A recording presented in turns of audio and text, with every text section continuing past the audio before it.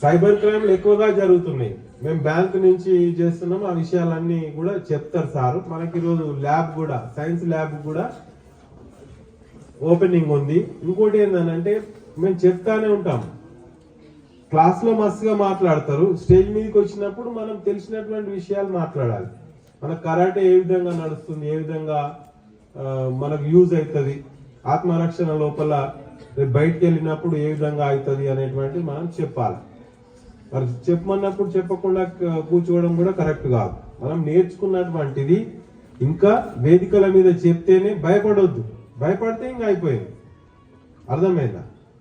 ఒక సమస్య వచ్చినప్పుడు దాన్ని ఎట్లా ఎదుర్కోవాలి అనేటువంటిది మనం దాని సొల్యూషన్ ఏదైతే ఉందో అది we have to find out, and దాంతోనే మనకు ప్రాబ్లం అనేటువంటి సాల్వ్ అవుతుంది.